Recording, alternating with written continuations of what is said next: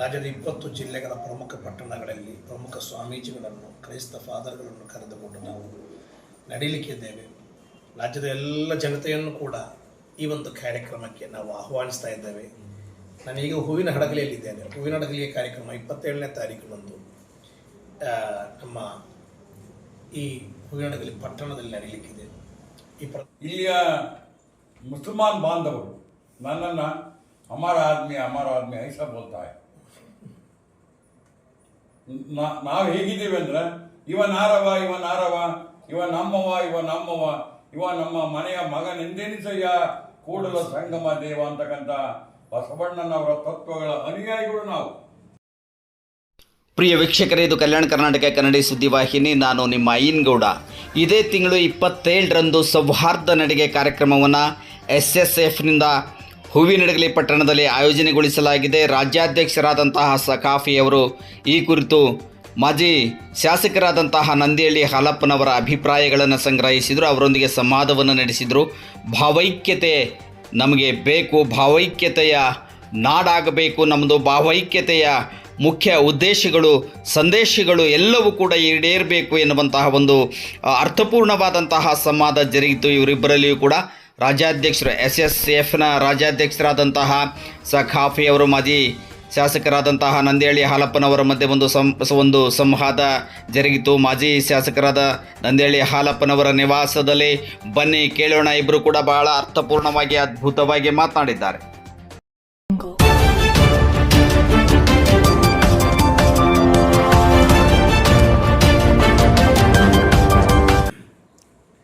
ನಮ್ಮ SSF ಎಂಬ ಸಂಘಟನೆ ವತಿಯಿಂದ ಇದೇ ಬರುವ 20ನೇ ತಾರೀಕಿಂದ ಹಿಡಿದು ಜುಲೈ 2ನೇ ತಾರೀಕುವರೆಗೆ ಕರ್ನಾಟಕದ 20 ಜಿಲ್ಲೆಗಳಲ್ಲಿ ಸೌಹಾರ್ದ ನಡಿಗೆ ಎಂಬ ಕಾರ್ಯಕ್ರಮ ಇಟ್ಕೊಂಡಿದ್ದೇವೆ. ಕಾರಣ ಇವತ್ತು ಮನುಷ್ಯ ಮನಸ್ಸುಗಳಿಡೆಯಲ್ಲಿ ದ್ವೇಷ ಬಿತ್ತುವಂತಹ ಕೆಲಸ ನಡೀತಾ ಇದೆ.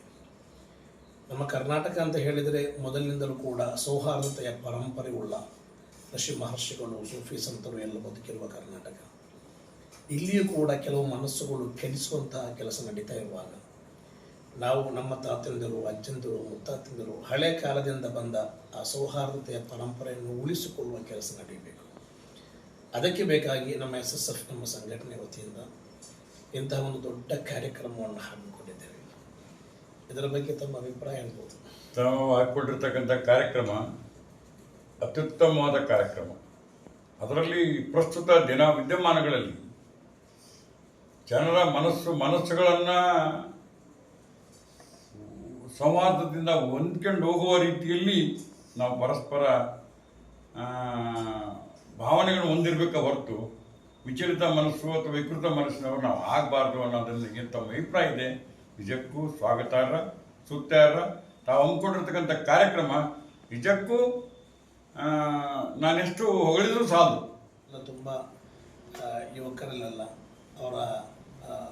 ಅವರ ಕಮೆಂಟ್ಸ್ಗಳು ನೋಡುವಾಗ, ಅವರ ಮಾತುಗಳು ನೋಡುವಾಗ ಎಲ್ಲ ವಿಷಯಗಳಲ್ಲೂ, ಪ್ರತಿಯೊಂದು ವಿಷಯದಲ್ಲೂ ಕೂಡ ಧರ್ಮ, ಜಾತಿ ನೋಡುವಂಥ ಒಂದು ಪ್ರವೃತ್ತಿ ಕಾಣ್ತಾ ಇದೆ. ಇದಕ್ಕೆಲ್ಲ ಏನು ಕಾರಣ ಆಗಿರ್ಬೋದು ಅಂತ ತಮಗೆ ಈಗ ತಮ್ಮ ಬಗ್ಗೆ ನಮಗೆ ಗೊತ್ತಿದೆ. ನಂದಿಹಳ್ಳಿ ಹಾಲಪ್ಪ ಸರ್ ಅಂತ ಹೇಳಿದರೆ ಈ ಪ್ರದೇಶದಲ್ಲಿ ಒಂದು ಸೌಹಾರ್ದತೆಯ ಕೊಂಡಿಯಾಗಿ ನಿಂತವರು. ಈ ಹೂವಿನಡಗಲಿ ಪ್ರದೇಶದಲ್ಲಿರುವ ಎಲ್ಲ ಧರ್ಮದವರು ಕೂಡ ತಮ್ಮನ್ನು ಕಂಡ್ರೆ ರೆಸ್ಪೆಕ್ಟ್ ಕೊಡ್ತಾರೆ. ಈ ನಾಡಿನ ಒಂದು ಸೌಹಾರ್ದತೆಯ ಪರಂಪರೆಯ ಒಂದು ಮುಂಚೂಣಿಯಲ್ಲಿ ತಾವಿದ್ದೀರಿ.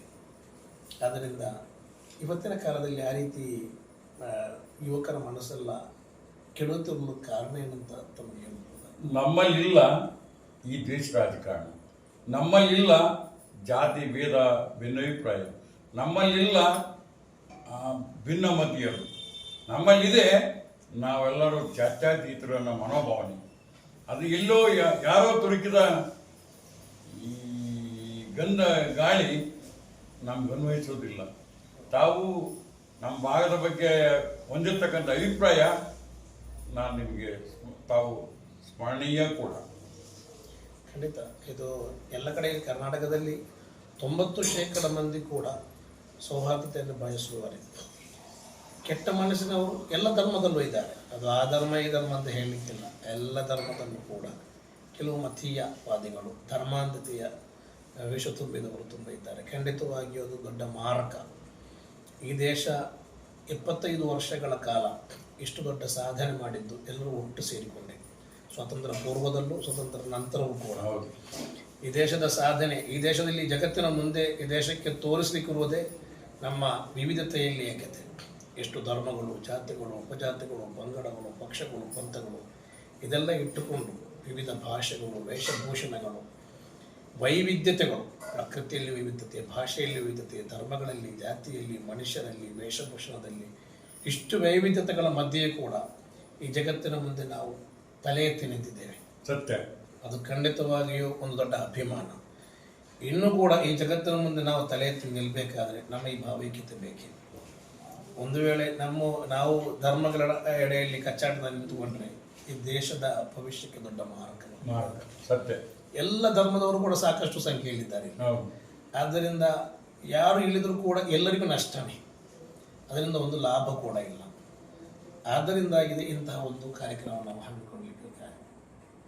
ಅದು ಹೂವಿನ ಹಾಡಗಳಿಗೆ ನಾವು ನಿಮ್ಮ ಊರಿಗೆ 27ನೇ ತಾರೀಕಿಗೆ ನಾವು ಬರ್ತಾ ಇದ್ದೇವೆ. ಹಲವಾರು ಸ್ವಾಮೀಜಿಗಳನ್ನು ನಾವು ಆಹ್ವಾನ ಮಾಡ್ತಾ ಇದ್ದೇವೆ. ಕ್ರೈಸ್ತ ಫಾದರ್ಗಳು, ಮುಸ್ಲಿಂ ಧರ್ಮಗುರುಗಳು, ಎಲ್ಲ ಸಮುದಾಯದ ಸೌಹಾರ್ದ ಬಯಸುವ ಮನುಷ್ಯರು. ಇಲ್ಲಿ ಶಾಂತಿಯನ್ನ ಬಯಸ್ತಕ್ಕಂಥವರು ಮುಸ್ಲಿಮಾನರಿರಲಿ, ಕ್ರೈಸ್ತರಿರಲಿ, ಬೌದ್ಧರಿರಲಿ, ಕ್ರಿಶ್ಚಿಯನ್ರಿರಲಿ, ಹಿಂದೂಗಳಲ್ಲಿ ಅನೇಕ ಪಂಗಡಗಳ ಯಾರೇ ಇರಲಿ, ಸೇವರಿರಲಿ, ವೀರ ಸೇವರಿರಲಿ, ಲಿಂಗಾಯತರಿರಲಿ, ಯಾರೇ ಇರಲಿ, ಆ ಕರೆಗೆ ನಾವೆಲ್ಲರೂ ಹೋಗ್ಕೊಡ್ಲೇಬೇಕು. ಇಲ್ಲಿ ನಾವು ಭಿನ್ನ ಭೇದ ಎಣಿಸ್ಲಿಕ್ಕೆ ಆಗಲ್ಲ. ಶಾಂತಿಯಿಂದ ಬದುಕೋಣ ಅಂತ ತಾವು ಕರೆದಾಗ ನನಗೆ ಶಾಂತಿ ಬೇಕಿಲ್ಲ ಅಂತಕ್ಕಂಥ ದಾಂಡಿಸ್ತಾನ ನಮ್ಮ ಮೂರ್ತನವಾಗಿತ್ತು ಅನ್ನೋದು ನನ್ನ ಭಾವನೆ. SSF ಎಂಬ ಸಂಘಟನೆ ನಮಗೆ ಯಾವುದೇ ಪಕ್ಷ ಇಲ್ಲ, ರಾಜಕೀಯವಿಲ್ಲ. ನಮಗೆ ಎಲ್ಲ ಕಡೆಯಲ್ಲೂ ನಮಗೆ ಚುನಾವಣೆ ಬರುವ ಸಮಯದಲ್ಲಿ ನಮ್ಮ ಕಾರ್ಯಕರ್ತರಿಗೆ ನಾವು ಹೇಳೋದು, ಯಾರು ಒಳ್ಳೆ ಕೆಲಸ ಮಾಡ್ತಾರೋ, ಯಾವ ಅಭಿವೃದ್ಧಿ ಮಾಡ್ತಾರೋ, ಯಾರು ಸರ್ವಧರ್ಮ ಸಹಿಷ್ಣುತೆಯ ಸಂದೇಶ ಇರ್ತಾರೋ ಅವರಿಗೆ ಓಟ್ ಹಾಕಿ. ನಿಜಕ್ಕೂ ತಮ್ಮ ಅಭಿಪ್ರಾಯ ಸ್ವಾಗತ.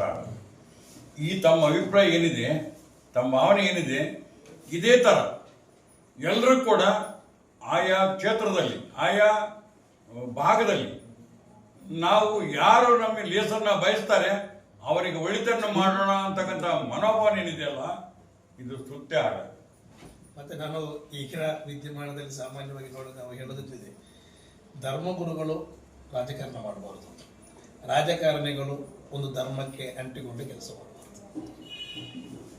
ರಾಜಕಾರಣದಲ್ಲಿ ಧರ್ಮ ಇರಬೇಕು ಹೊರತು ಧರ್ಮದಲ್ಲಿ ರಾಜಕಾರಣ ಬರಬಾರ್ದು.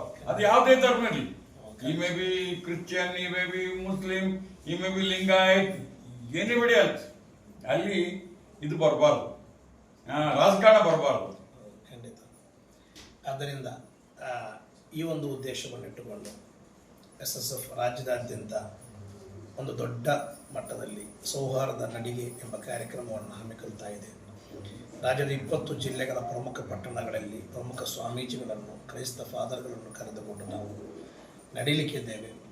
ರಾಜ್ಯದ ಎಲ್ಲ ಜನತೆಯನ್ನು ಕೂಡ ಈ ಒಂದು ಕಾರ್ಯಕ್ರಮಕ್ಕೆ ನಾವು ಆಹ್ವಾನಿಸ್ತಾ ಇದ್ದೇವೆ. ನಾನೀಗ ಹೂವಿನ ಹಡಗಲಿಯಲ್ಲಿದ್ದೇನೆ. ಹೂವಿನ ಹಡಗಲಿಯ ಕಾರ್ಯಕ್ರಮ 27ನೇ ತಾರೀಕಿನಂದು ನಮ್ಮ ಈ ಹೂವಿನ ಹಡಗಲಿ ಪಟ್ಟಣದಲ್ಲಿ ನಡೀಲಿಕ್ಕಿದೆ. ಈ ಪ್ರದೇಶದ ಪ್ರಮುಖ ಸ್ವಾಮೀಜಿಗಳಿಗೆ ನಾವು ಆಹ್ವಾನ ಕೊಡ್ತಾ ಇದ್ದೇವೆ. ಕ್ರೈಸ್ತ ಫಾದರ್ಗಳು ಬರ್ತಾ ಇದ್ದಾರೆ, ಮುಸ್ಲಿಂ ಧರ್ಮಗುರುಗಳು ಬರ್ತಾ ಇದ್ದಾರೆ. ನಾಡಿನ ಎಲ್ಲ ಸೌಹಾರ್ದ ಬಯಸುವ, ಭಾವೈಕ್ಯತೆ ಬಯಸುವ, ಈ ದೇಶದ ಸುಂದರವಾದ ಭವಿಷ್ಯವನ್ನು ಕನಸು ಕಾಣುವ ಎಲ್ಲರೂ ಕೂಡ ಈ ಕಾರ್ಯಕ್ರಮಕ್ಕೆ ಬಂದು ಸಹಕರಿಸಬೇಕು, ಇದನ್ನು ಯಶಸ್ವಿಗೊಳಿಸಬೇಕು. ಈ ತನಕ ನನ್ನೊಂದಿಗೆ ಮಾತನಾಡಿರೋದು ಈ ನಮ್ಮ ಹೂವಿನ ಹಡಗಲಿ ಕ್ಷೇತ್ರದ ಮಾಜಿ ಶಾಸಕರು, ಇಲ್ಲಿ ದೊಡ್ಡ ಇತಿಹಾಸ ಬರೆದಿರುವವರು, ಇಲ್ಲಿ ಭಾವೈಕ್ಯತೆಗೆ ದೊಡ್ಡ ಹೆಸರು ಮಾಡಿದವರು ಮಾತ್ರವಲ್ಲ, ಬಹಳಷ್ಟು ಅಭಿವೃದ್ಧಿ ಕೆಲಸಗಳನ್ನು ಮಾಡಿ ಈಗಲೂ ಕೂಡ ಜನಮಾನಸಗಳಲ್ಲಿ ದೊಡ್ಡ ಸ್ಥಾನವನ್ನು ಪಡೆದಿರುವ ಒಂದು ಗೌರವಾನ್ವಿತ ವ್ಯಕ್ತಿತ್ವ ಅವರಾಗಿದ್ದಾರೆ ನಮ್ಮ ನಂದಿಹಳ್ಳಿ ಹರಪ್ಪ ಸರ್ ಅವರು. ಅವರೊಂದಿಗಾಗಿ ಈಗ ಮಾತನಾಡಿರೋದು ತಮ್ಮ ಒಂದಿಗೆ ಮಾತುಕತೆ ತುಂಬ ಖುಷಿಯಾಗಿದೆ. ನಮ್ಮ ಚಿಂತನೆಗಳು, ತಮ್ಮ ಈ ಸೌಹಾರ್ದತೆಯ ಭಾವೈಕ್ಯತೆಯ ಚಿಂತನೆಗಳು ಈ ಊರಿನ ಯುವಕರಿಗೆ, ಈ ಊರಿನ ಪ್ರತಿಯೊಬ್ಬರಿಗೂ ಕೂಡ ಮಾದರಿಯಾಗಲಿ ಎಂದು ಹಾರೈಸುತ್ತಾ ಧನ್ಯವಾದಗಳು. ತಾವು